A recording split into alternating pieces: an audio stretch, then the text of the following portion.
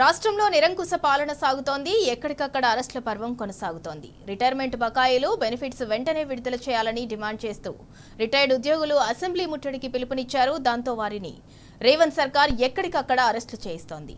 Retired ఉద్యోగుల నిరసనను నిర్బంధాలతో అణచివేసేందుకు ప్రయత్నిస్తోంది. Gun park వద్ద ప్లకార్డులతో నిరసనకు యత్నించిన రిటైర్డ్ మహిళా ఉద్యోగిని పోలీసులు అక్రమంగా అదుపులోకి తీసుకున్నారు. 30 ఏళ్ల పాటు ప్రభుత్వానికి సేవ చేస్తే రిటైర్మెంట్ బెనిఫిట్స్ ఇవ్వకుండా చివరికి మాకిచ్చే గౌరవం ఇదేనా అంటూ విశ్రాంత ఉద్యోగులు వాపోతున్నారు.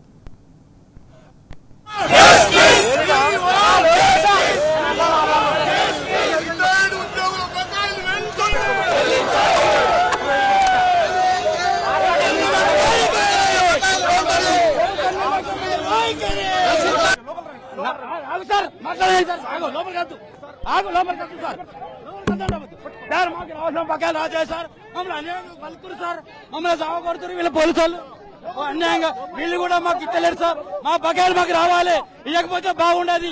40 మంది చచ్చిపోయారు సార్. ఇప్పటికి 40 మంది చంపారు పోలీసులు. 40 మంది చంపారు మొత్తం. ఇప్పటికి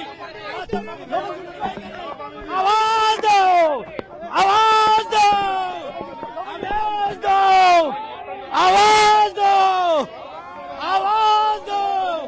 ప్రభుత్వం నిలకడ వైఖరి,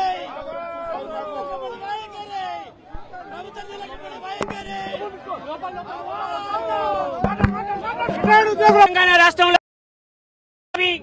మార్చి 2024 నుండి ప్రారంభమైనవి.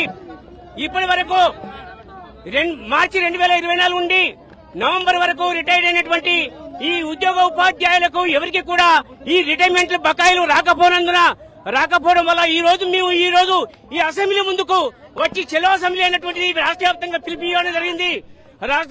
రిటైర్డ్ ఎంప్లాయీస్ అసోసియేషన్ తెలంగాణ రాష్ట్ర వ్యాప్తంగా మేము కమిటీలు ఫామ్ చేసుకుని తెలంగాణ వ్యాప్తంగా ఈ రోజు మేము ఈ యొక్క చెలో అసెంబ్లీకి పిలిపివ్వడం జరిగింది.